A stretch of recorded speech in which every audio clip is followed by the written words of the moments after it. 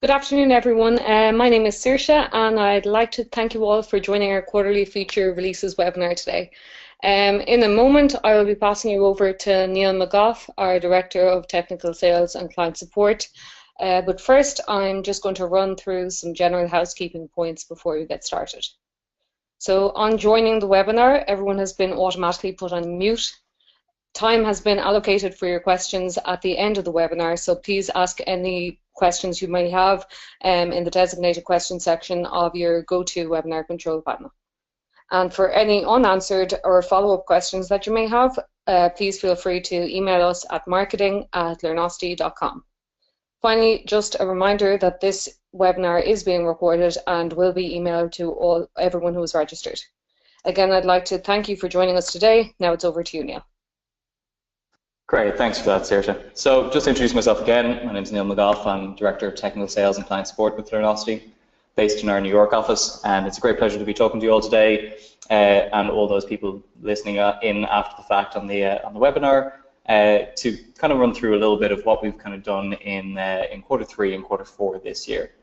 A lot of these are things that you would have seen coming out in release emails or potentially in some of the other Feature of the Month webinars we've done. But it's great to be able to get a chance just to recap them and kind of show them and show the kind of the progress since the last one as well. Our overall aim is to aim for one of these every quarter as a great kind of point in time capture of what's new since we last talked. So we've broken these up into a couple of main categories, similar to last time. We'll be covering off in kind of the three main kind of pillars where we really where Learnosity really provides functionality. So around the authoring areas and the improvements we've released since then, covering off some of our topics around extensions in the authoring APIs, some really good tweaks and additional functionality to make it a lot easier to use in terms of responsive design. Some use cases have definitely been asked for by a lot of you listening a number of times, so it's great to be able to deliver on those and showcase them. And into assessment and our a couple of recent changes in terms of new functionality and question types, or newer updated versions of old question types that really fix a lot of the small pain points that we've seen. Into analytics and a little bit of the larger scale analytics cases we've added recently, and a little bit onto kind of a couple other points just to touch on and recap, and a couple of small roadmap items. Just hitting a few key points within the roadmap. Obviously more to come within that, but just a couple of them to make you guys aware of. So to begin with, let's start off with the authoring side. So for these kind of pieces of functionality, we're talking about things that are they've gone into the author API or question editor API within them. So if you're using the author site or the author APIs in your own content management system, there's a lot of functionality here that could be really of good use to you guys. First piece we want to cover off is the activity editor. This is something that over the years we've received a lot of interest or a lot of requests around, and the main thing here was to really be able to bring the power that we built into the author site in terms of being able to create activities, have bundled author-driven assessments rather than having to shift a little bit over to the development side, and bring that into something really powerful, really embeddable that could be used both by trained trained authors as well as teacher authors who were seeing this UI for the first time, and you didn't want them to have a high learning curve or difficulty to get up and running with it. So our key focus here was that essentially you can now take a Learnosity activity editor, be able to embed it within your own CMS. Simple to use, easy to create activities, find items, preview them. So let's just take a quick look through that and understand a little bit of that functionality. All these links are readily available within the slide deck, which will be published afterwards as well, and they're open and easy to access. So the core focus here is that in the same way you can take our item editor or our item list view, we now have the activity editor and activity list view where I can go and create a test that I'm going to use here. So let's call this Neil's Q3 test. I can add intro and outro items that I may need to. I can go and find items, choose from a list, and you can search for this in exactly the same ways that you're able to search for items anywhere else in the system. One of the really nice features that we've added in here is quick preview as well within this, so I can actually preview inline rather than having to go and click into the item, which really makes it quite easy and powerful. I can select multiple items to add to this test. I can add these. And I also have kind of functionality around player configurations, like being able to choose the UI I want to use for this test, give it title, subtitle. To begin with, we've really started off with by far the most common items that we see people set on an assessment, but we do have plans to extend this out and make it more configurable over time.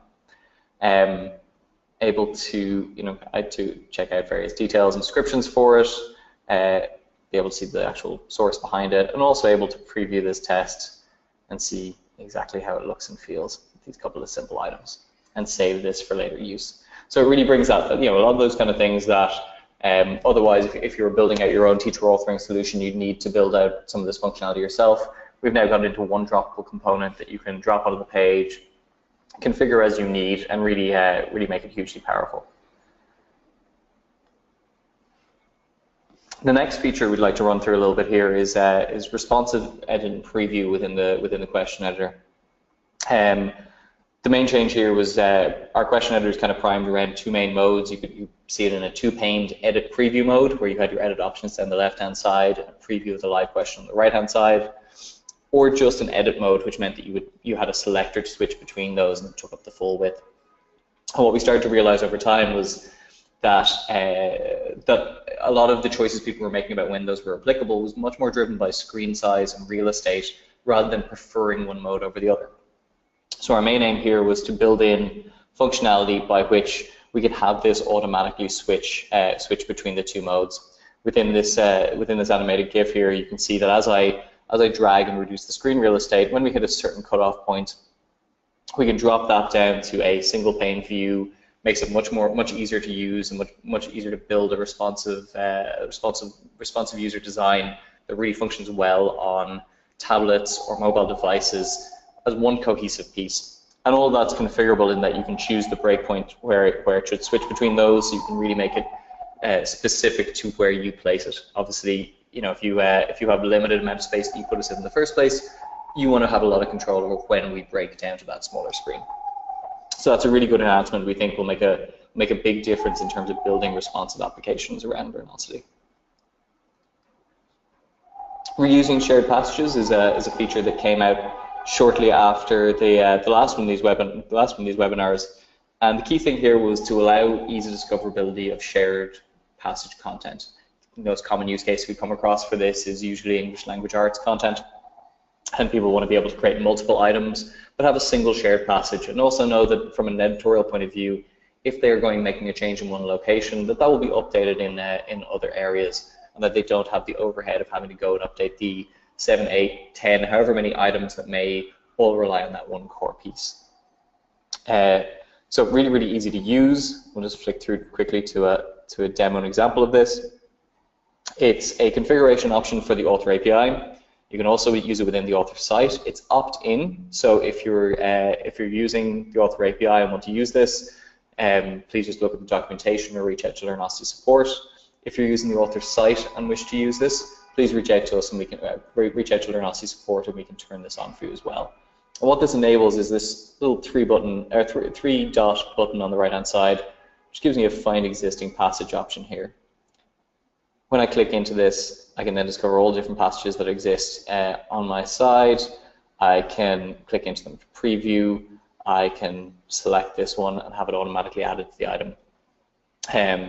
Equally, if I'm going and editing it, you can see that we provide dialogue telling you that you're editing something which is shared between between a couple of items, to make sure that you're aware that editing has wider ranging implications than just the item you're seeing right now.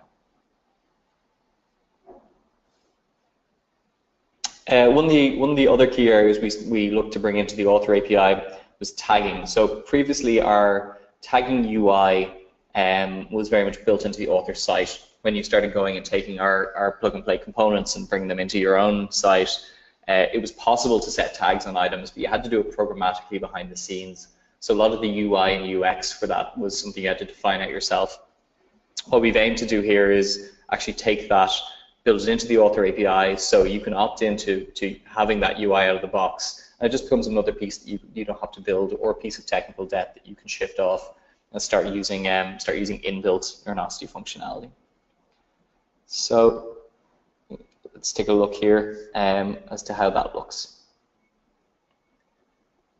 Again, we're using the same demo quite often to preview a lot of these. It's a very good one for this. So if we go into settings here, you can see I have a couple of main areas. I have layout, which obviously controls multi-plane layouts, tabs, those kind of areas. But I also now have tags. So if I click into tags here, I can see that I have no tags to begin with, but I can start to type and find relevant tags for this. So let's say, for instance, the subject we're working on is apparently banana for reference. We can add that subject. We can add multiple subject elements within this. We can add, let's see if we have some interesting CCS math ones as well. And just be able to add tag functionality and discover tags in a really, really easy manner.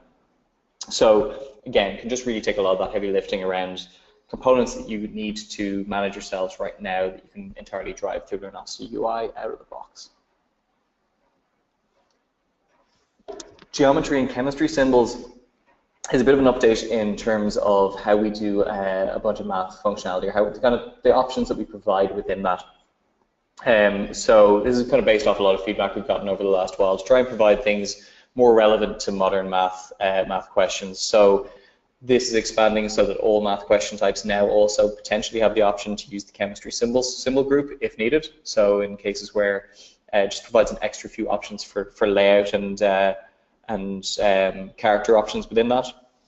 Math keypad now supports the / symbol. And one that was requested quite a lot, and surprisingly was more of a technical lift than we expected, hence why it took us a while to deliver on it, was to add overarch and underarch symbols within the math editor. So this now means that those kind of geometry questions can be easily handled with overarch and underarch symbols that can be used with multiple characters. Numbered paragraphs is a new piece of functionality we've added in as well. It's actually an option that was always doable, as in you could find ways to use Learnosity's custom styles options to be able to build your own and put it into the editor. But it was one of those ones we saw coming up quite often. So what we chose to do there was to take the our kind of base example of the best way to do it that we found and put it into the editor. This means that you can write a piece of text, be able to choose numbered paragraphs, and have that style applied against it. We've also seen a number of other use cases here which aren't currently built into the editor, which would be around areas like numbering of poetry lines and stanzas and that kind of thing. That's not built in out of the box, but definitely is something that is quite easy to do and possible using a little bit of custom styling yourselves as well. So if that's a use case that's interesting to you guys, or that you have a need for, please reach out to Learnosity support. We're more than happy to cover off how to do that.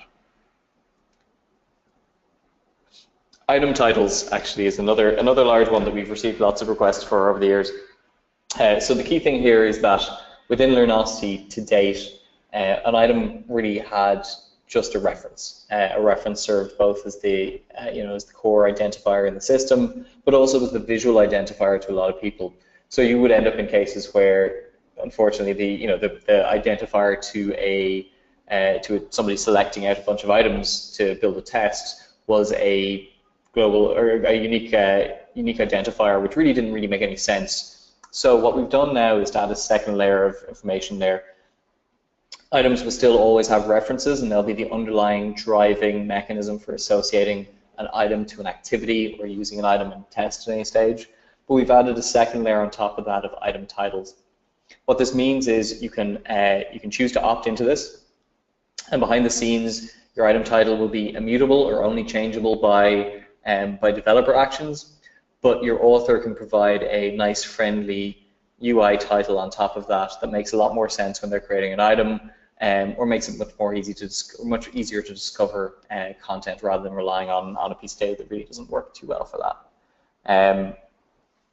So that's one we had numerous requests for over the last while. I think it would really make a big difference, especially for that kind of teacher authoring use case, where you really want to simplify it down and make it a bit easier for potentially non-trained authors to be able to create this stuff. We'll move on now, having covered off kind of a quick high level of those authoring features that we've built in the last while. We'll move into assessment and kind of look at a couple of the new things that we've driven there in the last kind of 3 to 5 months, or roughly around that. The first one is expanding coverage of shuffle options. So this is something that we've offered for a while in multiple choice and then order list questions, but we've now expanded this to cover pretty much all the question types where it makes sense. So any of those with defined responses that might be either selected from a drop-down or dragged to location. So that covers classification, sort list, match list, all of the closed question types. So all the closed question types with defined responses. So drop-down and drag and drop, both with the image as a background and without, and into choice matrix as well. So the real advantage there is that it's a really soft, easy way to prevent simple cheating or simple copying from student to student. If everybody's experiencing a slightly different ordering of a question or of student responses or that kind of thing, then it makes it a lot harder for somebody to look over somebody's shoulder or look at the screen next to them and kind of get an idea of which answer matches the right one. One of the major pieces we've been working on over the last while is a bit of a rebuild on our image close drag and drop question type. So we called it image close drag and drop v2.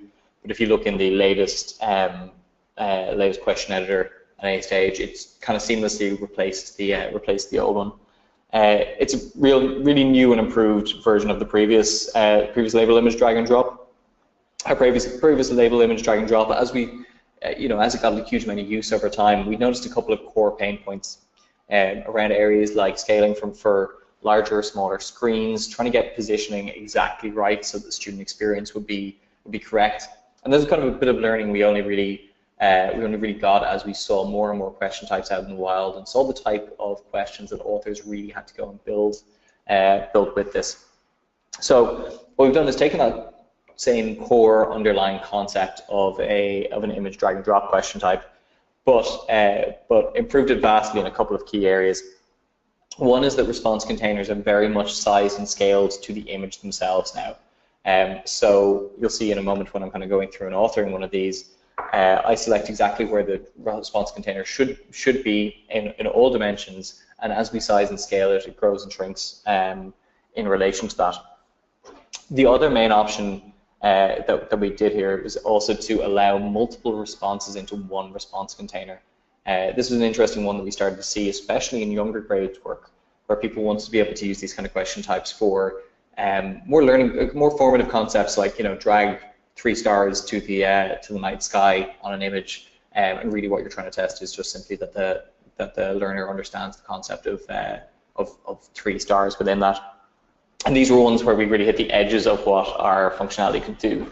This also meant kind of allowing that we could do transparency in terms of the response boxes, or be able to set the opacity that you wanted.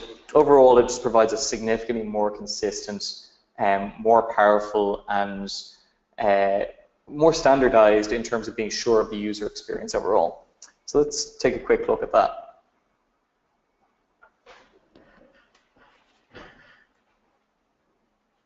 So you'll find this new question type under Add New, fill in the blanks clothes, and label image with drag and drop. And you can spot it because it's got a nice new funky colorful image, which really makes it stand out. So let's click in here, and a lot of this will seem very familiar. It's really down when you get down to the nuts and bolts of it that you see what the differences are. So I can still go and set my image. I can drag and drop and upload it. I can set all the same accessibility options I could previously, alt text, those kind of areas. And then in each of these options, rather than just specifying the location of a Dropbox, which is what you would have previously done, and potentially width and height containers, you really specify exactly the areas within this. So let's name a few countries. We'll set up a few of them here, and we'll go and resize them to roughly where we want them to be.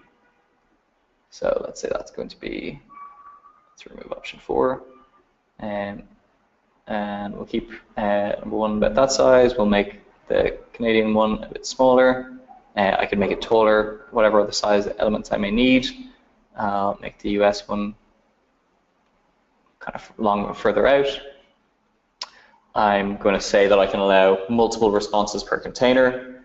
I can set the fill color for these as well. I can set opacity.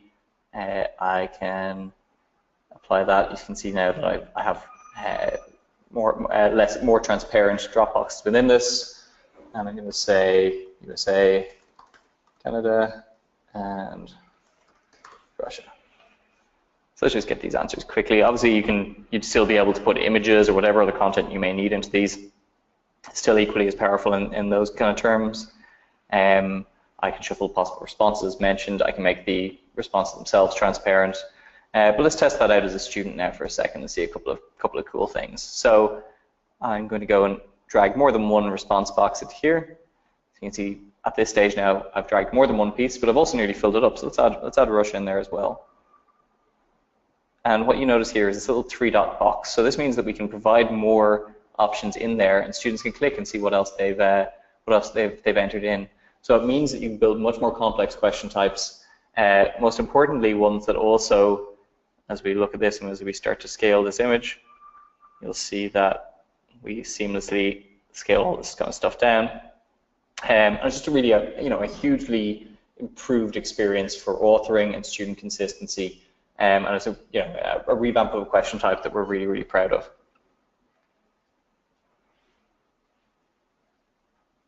File upload is a question type that we released in Q2 originally. What we've done now is added a bunch of new file formats. So originally in file upload, we specified that the original round was covered JPEGs, GIFs, PNGs, and PDFs. And one of the original reasons we limited to that was to kind of make sure we were taking in file types that could potentially be avenues for viruses. What we needed to kind of put in place and build out behind the scenes there was virus checking on files that were uploaded to make sure that we weren't becoming a conduit for viruses being spread within school networks, which is obviously not something any of us would want. So behind the scenes, we spent quite some time building out that kind of functionality and building out a strong, scalable solution that allows us to deal with large volumes of files being uploaded, file checking of them, removing, quarantining of them if there's an issue. And this means we can now open this up to more file formats, so covering all the Microsoft Office suite, open Office elements within that, RTFs, text files, CSVs, and all of that kind of area as well. So I really think that broadens up the use of file upload as a submission option for document-based content. Long text v2 is another one of those ones where we took an existing question type and really took a critical look at it and expanded it out to provide added functionality. Again, a new and improved version of the previous essay question. Has all the same functionality that was there before, but vastly improves the quality of the editor and the functionality that students can do within this. So let's take a quick look at that.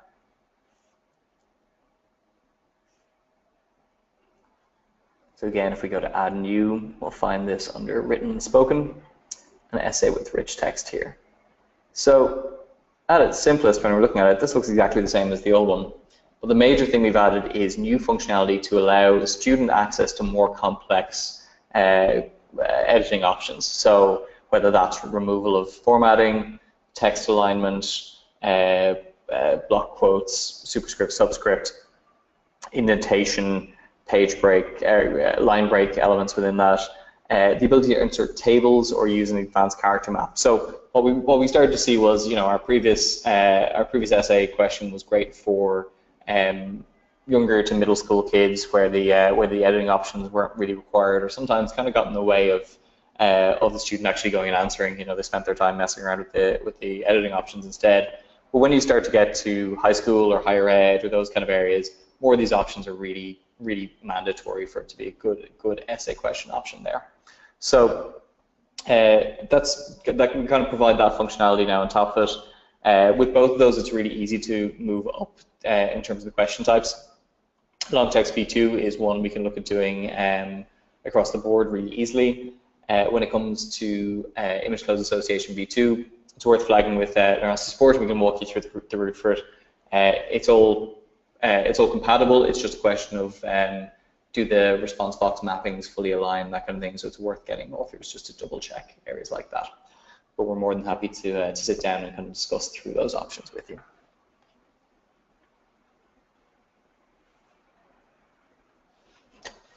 Into analytics and kind of into the broader reporting question, we've kind of made a couple of really good advancements there over the last couple of quarters.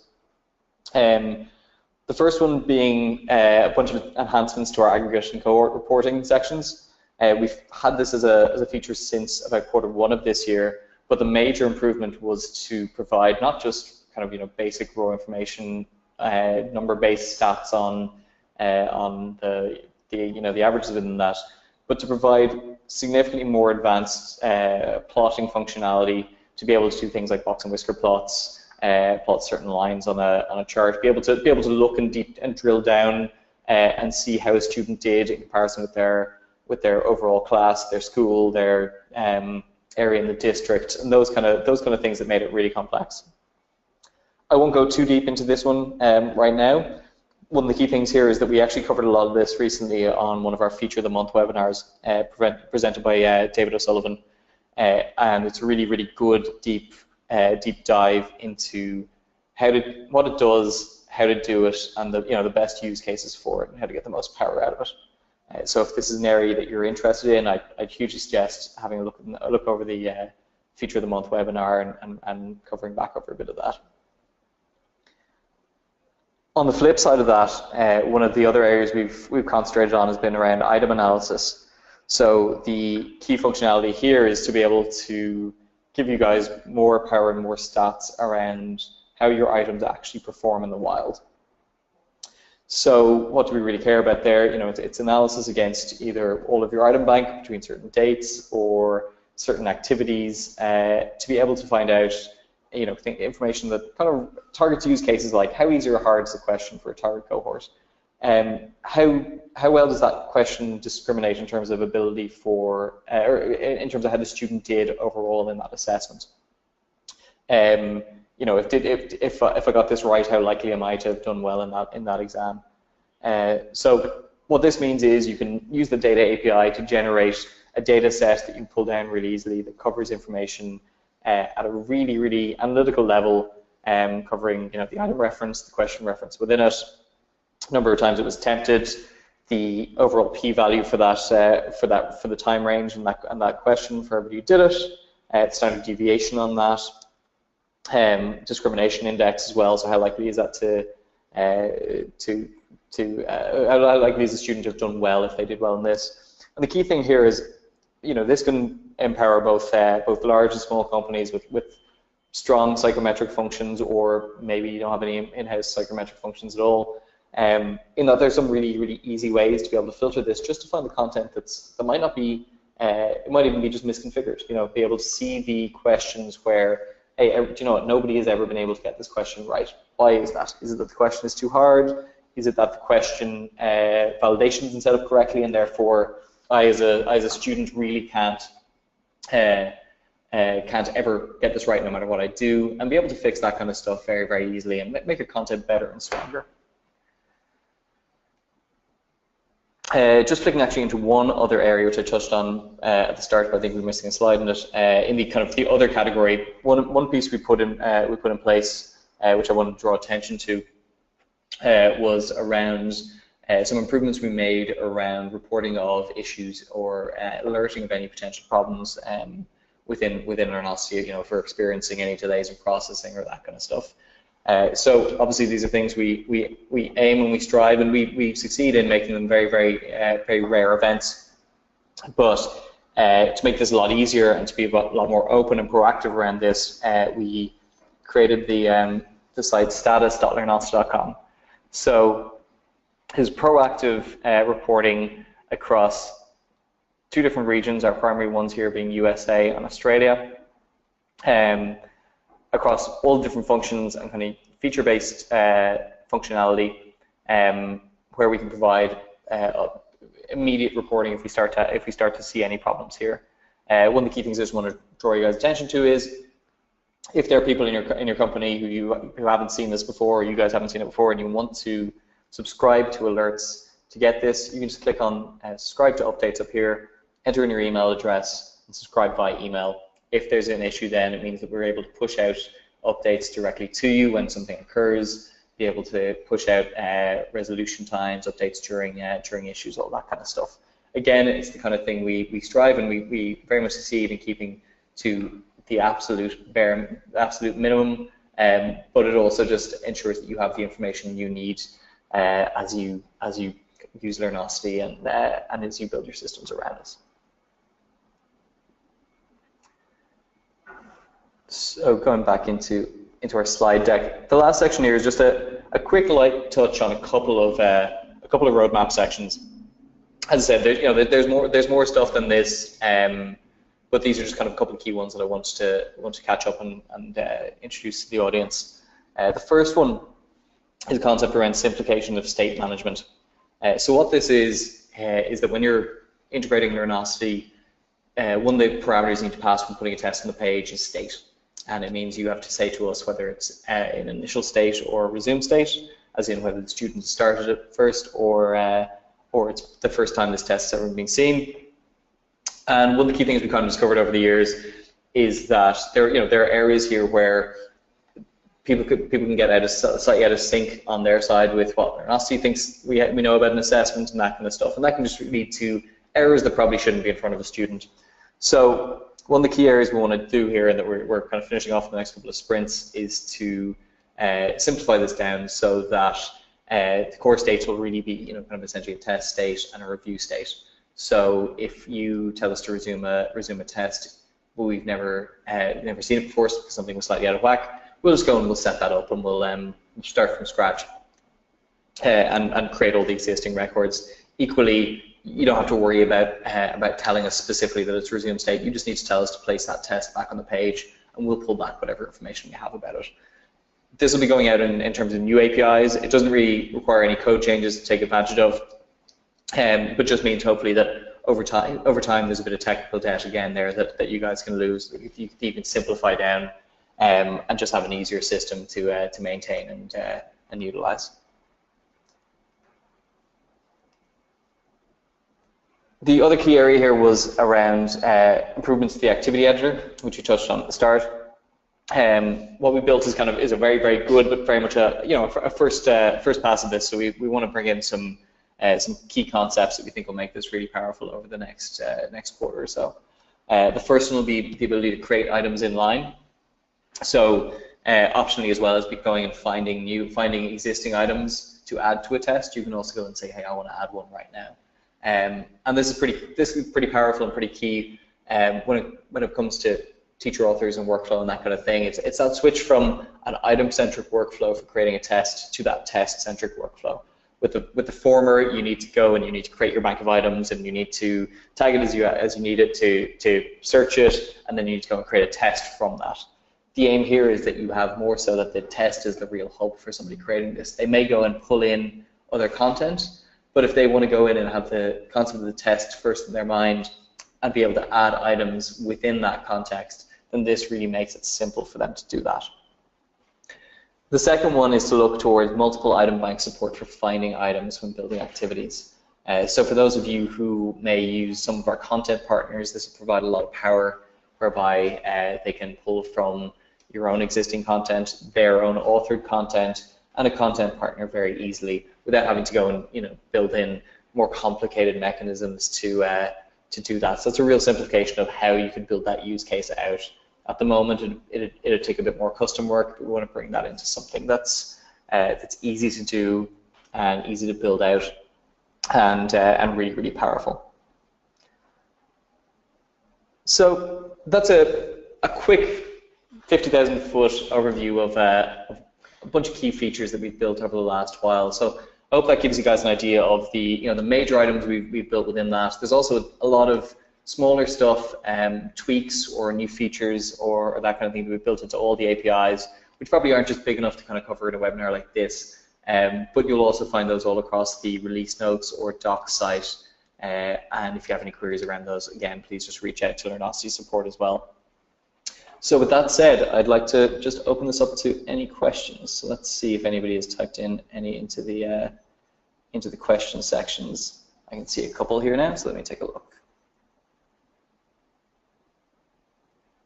So I can see a question here from Doug Peterson asking, is it possible to export from Learnosity a large set of items, including the answer options, to a sortable spreadsheet?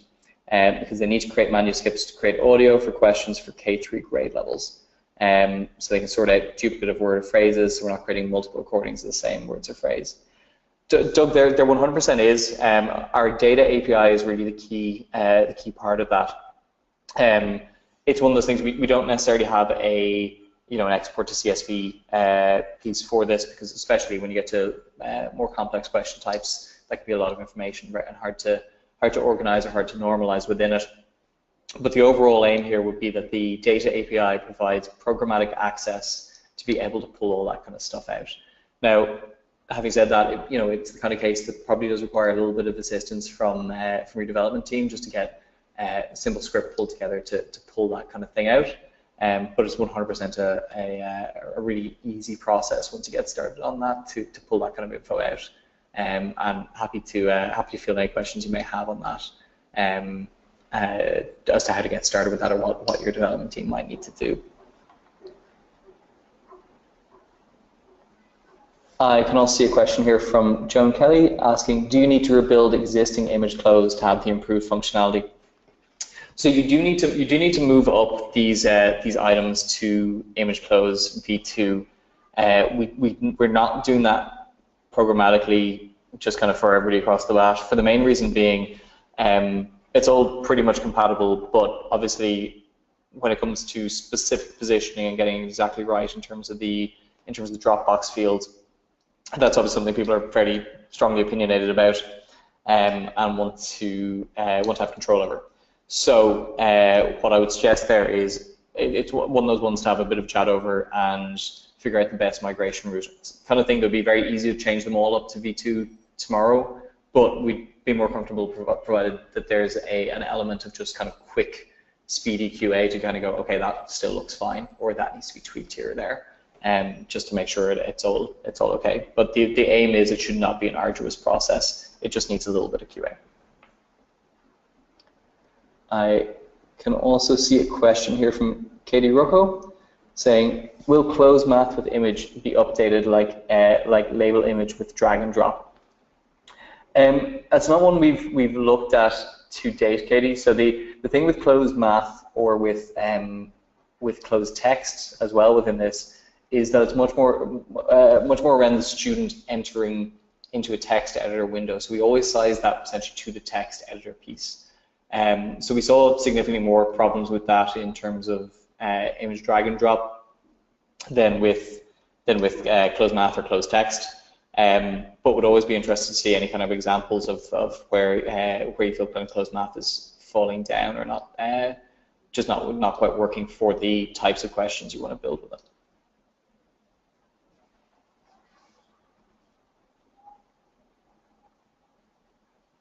Okay, any other questions? Anybody else typing furiously at the moment?